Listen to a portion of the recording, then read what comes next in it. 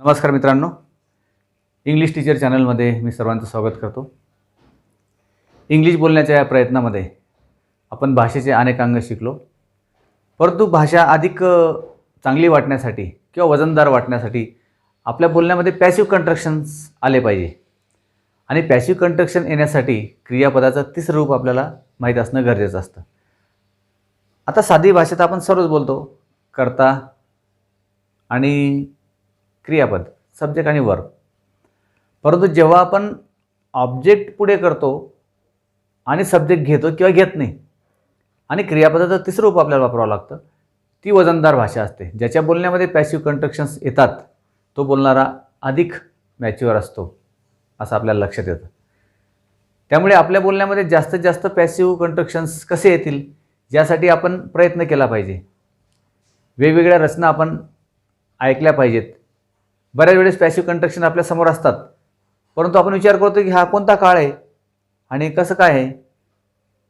परंतु आपण निरीक्षण करा, त्या वाक्यांचं निरीक्षण करा. त्याच्यामध्ये टू बी अधिक past participle of the verb वापरला असेल तर समजायचा पॅसिव्ह वॉइस आहे. आणि पॅसिव्ह वॉइस आहेत मग त्याचा मराठीत अर्थ काय आहे. आता आपण ATMवर बऱ्याच वेळेस जातो, त्या ठिकाणी आपल्याला ATM कार्ड टाकल्यानंतर काही व्यवहार झाल्यानंतर काही वाक्य येतं, your transaction is being processed असं वाक्य येतं ना. इज बिंग प्रोसेस्ड आपण विचार करतो याचा अर्थ काय आहे. टू प्रोसेस हे वर्ब आहे, पुढे चालू ठेवणे. अँड इज बिंग प्रोसेस्ड हा चालू काळाचा पॅसिव्ह वॉइस आहे. तुमचा व्यवहार पुढे चालू ठेवण्यात येत आहे. काही वेळेस आपल्या मोबाईलवर मेसेज येतो, your account has been credited ₹10,000 किंवा your account has been credited ₹10,000. तुमच्या खात्यावर ₹10,000 क्रेडिट करण्यात आले आहेत. कोणाकडून ते मात्र सांगितलेलं नाही. पॅसिव्ह कंट्रक्शन आहे.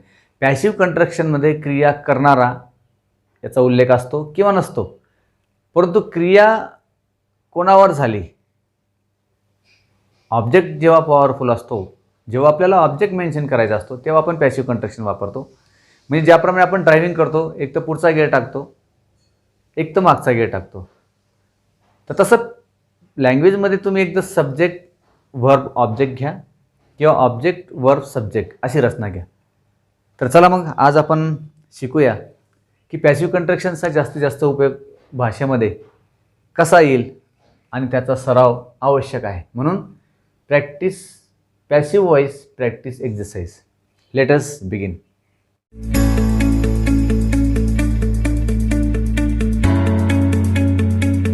आता पॅसिव्ह वॉइस म्हणजे काय, तर आपण टू बी अधिक वित्री घेतो. आता समजा असं वाक्य असेल, एकही शब्द बोलला गेला नाही. कोणाकडून त्याचा काही उल्लेख नाही. मग आपण म्हणतो not a single word was spoken. एकही शब्द बोलला गेला नाही. कोणाकडून त्याचा उल्लेख नाही. Not a single word was spoken म्हणजे इथे क्रिया करणारा दर्शवलेला नाही आहे, परंतु आपल्याला नॉट अ सिंगल वर्ड याच्यावर फोकस केलेला आहे. दुसरं, ही विल बी पनिश्ड, त्याला शिक्षा केली जाईल. कोणाकडून, बाय फादर, बाय टीचर लिहू शकतो आपण. परंतु शिक्षा करणाऱ्यापेक्षा तो जास्त महत्त्वाचा आहे की त्याला शिक्षा केली जाईल. म्हणून आपण तो ऑब्जेक्ट होता तो ऑब्जेक्ट पुढे घेतला आणि क्रिया करणारा जो सब्जेक्ट होता तो आपण शेवटी घेतला. आता काही ठिकाणी असं वाक्य असतं, आय डोंट नो.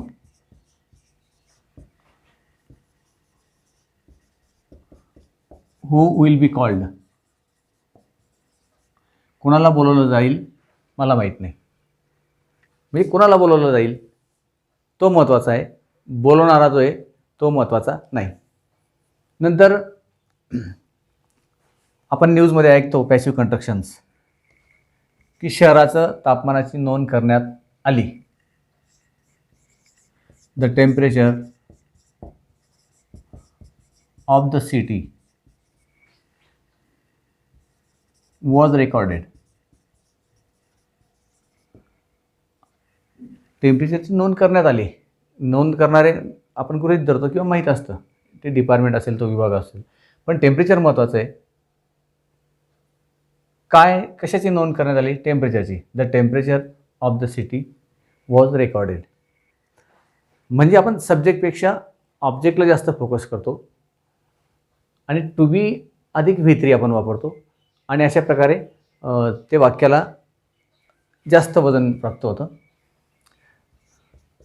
नंतर he will be arrested.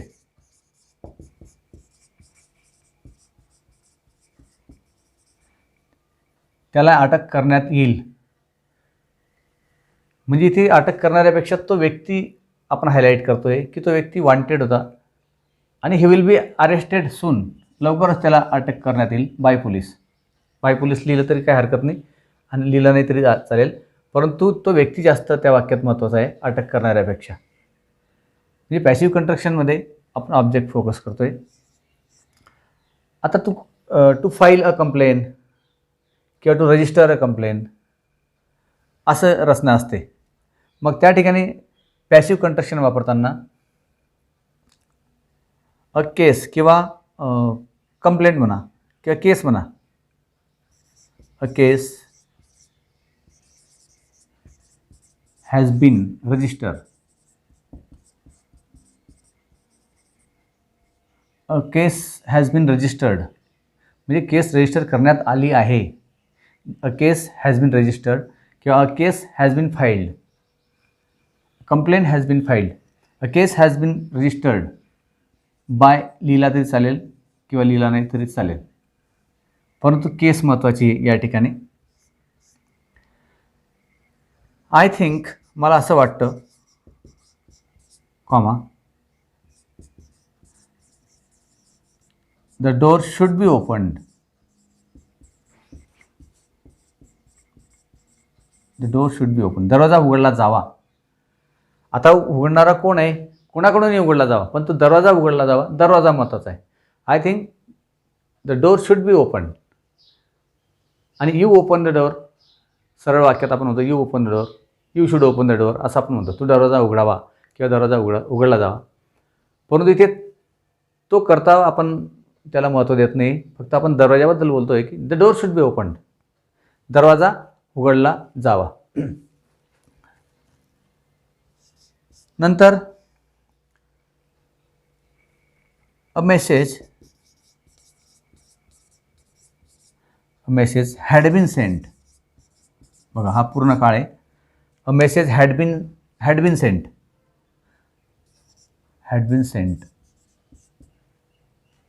Message पाठवण्यात आला होता. अ मेसेज हॅड बीन सेंट पूर्ण काळात, पूर्ण भूतकाळाची रचना आहे. A message had been Saint last year. मागच्या वर्षी निरोप पाठवण्यात आला होता त्याला. किंवा अ कॉल किंवा a message had been sent ऐवजी आपण असंही म्हणू शकतो he had been appointed last year. त्याची नेमणूक करण्यात आली होती. The bill will be generated. अशा प्रकारच्या रचना आपण अनेक ठिकाणी वाचतो, पण त्याचा अर्थ आपण लावला पाहिजे. तो अर्थ आपल्याला लागत नाही. नंतर द गव्हर्मेंट. गव्हर्मेंटचे शॉर्टकट आहे GOVT. मग गव्हर्मेंट आपल्याला करता आहे, तो करता आपण घेत नाही आहे किंवा शेवटी घेऊ. People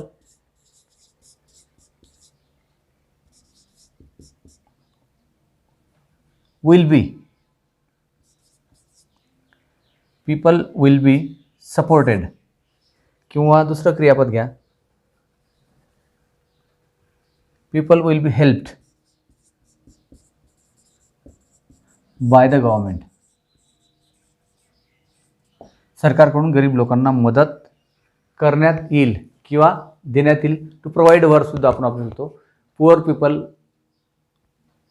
will be helped bye the government. म्हणजे गव्हर्मेंट या ठिकाणी आपण क्रिया करणारा घेतो आहे आणि पीपल या ठिकाणी आपण ऑब्जेक्टच पुढे घेतला आहे. म्हणजे लोक महत्त्वाचे. People will be help by the government. नंतर पूर्ण काळामध्ये काही वेळेस अशा क्रिया असतात की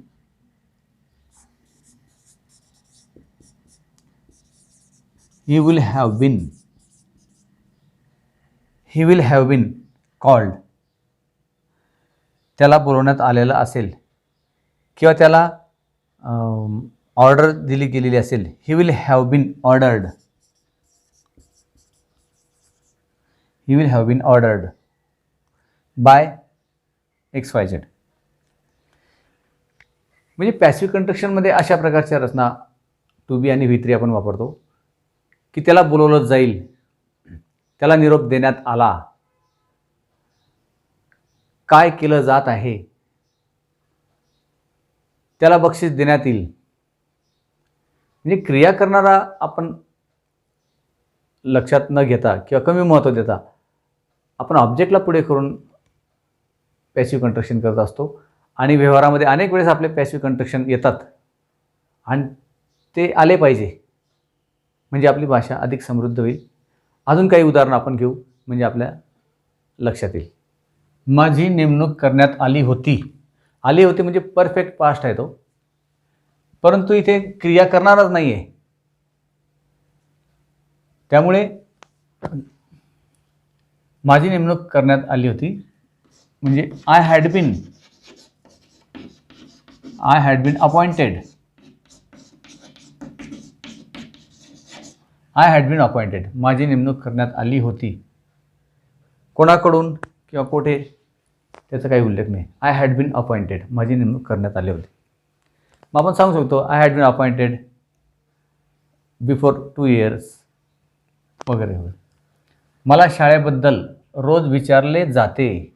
विचारले जाते म्हणजे तो प्रेझेंट टेन्स आहे, सिंपल प्रेझेंट.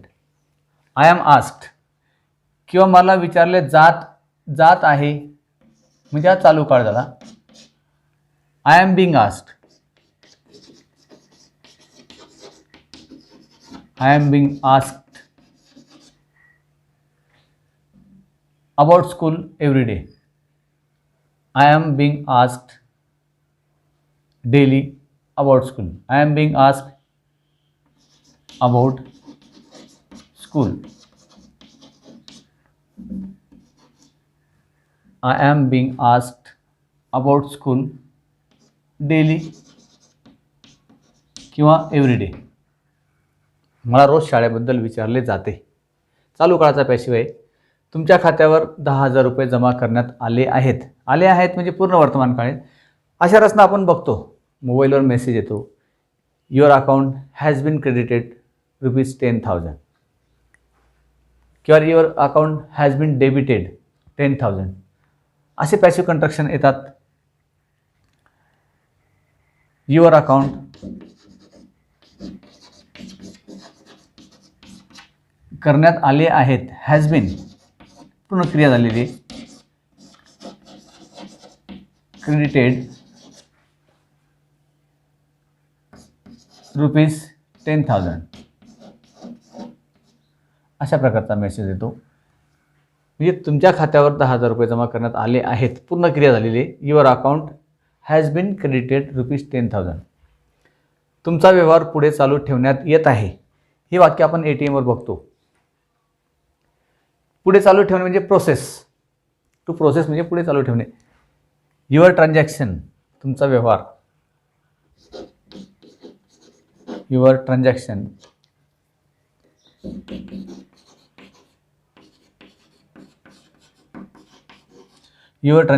इज बिंग चालू काळ आहे. Is being processed. हे वाक्य आपण ATMवर बघतो. Your transaction is being processed. तुमचा व्यवहार पुढे चालू ठेवण्यात येत आहे. मीटिंग बोलवण्यात येईल किंवा मीटिंग भरवण्यात येईल त्याला कॉल्ड क्रियापद आपण वापरतो. Meeting will be called. Meeting will be called. Meeting will be called. झेल पकडण्यात आला. साधा भूतकाळ आहे. अ कॅच वॉज टेकन किंवा caught. A catch was taken, इथं पकडण्यात आला आहे, आपण घेण्यात आला असंही म्हणू शकतो. टेकन किंवा caught. A catch was caught, a catch was taken, दोन्ही अर्थ चालू शकतात. तुला बोलवण्यात येते, कोणाकडून ते त्याचा मात्र उल्लेख नाही, परंतु तो बोलवणारा आपल्याला माहीत आहे, समोरच्याला माहीत आहे. अशा वेळेस बोलवण्याकरता बाजूला राहतो आणि तुला बोलवण्यात येते म्हणजे you are called. You are called. You are called. आता you are called by mother, by friend, अशा प्रकारे म्हणजे त्या बोलवणाऱ्याने करता माहिती आहे, आपल्यालाही माहिती आहे. पण चालू क्रियामध्ये पण असं वापरतो आपण, तुला बोलवण्यात येत आहे. यू आर बिंग कॉल्ड, तुला बोलवण्यात येत आहे. A message is being sent. A letter is being written, लिहिलं जात आहे, बोलवण्यात येत आहे.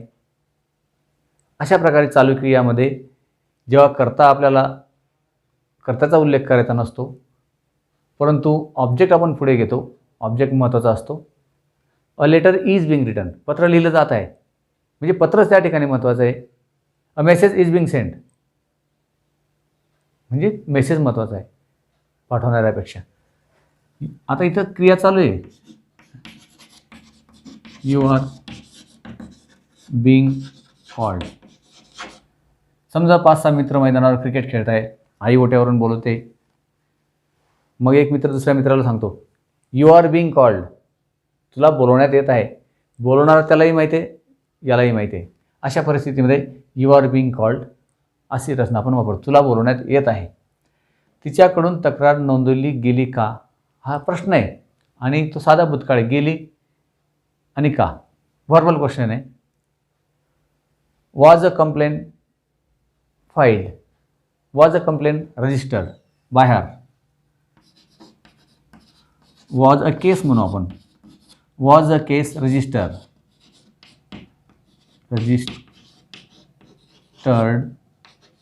बाय हर. सुरुवातीला पॅसिव्ह कंस्ट्रक्शन वापरणं शिका. पॅसिव्ह कंस्ट्रक्शन वापरल्यानंतर पॅसिव्ह क्वेश्चनिंग त्याच्यापेक्षा कठीण मुद्दा आहे. पॅसिव्ह क्वेश्चनिंग अतिशय कठीण आहे, परंतु बोलण्यामध्ये अगोदर पॅसिव्ह रचना वापरण्याचा एक सराव करा आणि नंतर मग आपण पॅसिव्ह क्वेश्चनिंग पण करू शकतो. Was a case registered bye हर, तिच्याकडून तक्रार तिने तक्रार नोंदली का, नोंदली गेली का म्हणजे मग हॅज बीन होऊन जाईल, आणि नोंदली गेली होती म्हणजे मग हॅड बीन होऊन जाईल. अशा प्रकारचा चेहरा वाक्यातला आपल्याला ओळखता आला पाहिजे. A case will be registered, केस नोंदवली जाईल. अशा प्रकारे असे म्हटले जाते की, काही वेळेस आपण पुस्तकात रचना बघतो, इट इज सेड दॅट. सायन्समध्ये असतात इट इज सेड दॅट, म्हणजे इट इज सेड दॅट असे म्हटले जाते की, म्हणणारा कोण आहे त्याचा उल्लेख नाही, करता नाही, परंतु इट या ठिकाणी आपण पुढे घेतला, असे म्हटले जाते. It is sed that. त्याचा जामीन अर्ज फेटाळण्यात आला. आता जामीन अर्ज हा थोडा कठीण शब्द आहे. बेल प्लिया आपण न्यूजवर ऐकतो, हर बेल प्लिया वॉज रिजेक्टेड. साधा भूतकाळ आहे, त्याचा जामीन अर्ज फेटाळण्यात आला. कोणाकडून ते सर्वांना माहीत आहे फेटाळणारा कोण, परंतु त्याचा अर्ज जो त्याने दिला होता आणि अपेक्षा होती की जामीन मिळेल, परंतु his bail plea was rejected. अशा प्रकारे रचना आपण करतो. His bail plea was rejected, त्याचा जामीन अर्ज फेटाळण्यात आला. अशा प्रकारेच अनेक प्रकारचे पॅसिव्ह रचना आपण ऐकतो, बोलतो आणि बोलण्यासाठी त्याचा सराव करावा लागतो. आणि ज्यावेळेस आपण पॅसिव्ह कंस्ट्रक्शन जास्तीत जास्त आपल्या बोलण्यामध्ये येतील किंवा तसे प्रसंग येतात, प्रत्येक वेळेस क्रिया करत आहे किंवा क्रिया करेल अशी परिस्थिती येणार नाही. काही वेळेस कर्त्यापेक्षा ती क्रिया किंवा तो ऑब्जेक्ट महत्त्वाचा राहील. त्यावेळेस मग आपल्याला रचना बदलावी लागेल आणि ती रचना म्हणजे पॅसिव्ह कंट्रक्शन. तर ठीक आहे मित्रांनो, क्रियापदाचे 3 रूप पाठ करा. पॅसिव्ह कंट्रक्शनमध्ये व्ही3 लागतो आपल्याला. आणि पॅसिव्ह कंट्रक्शनची बोलण्याची प्रॅक्टिस करा. रोज 100-200 वाक्य बोला. वर्तमानपत्रामध्ये अनेक प्रकारचे पॅसिव्ह रचना असतात, त्या निवडा आणि त्यांचा सराव करा. ठीक आहे, बाकीचा महत्त्वाचा भाग पुढच्या व्हिडिओ लेक्चरमध्ये बघू. Till then, good bye.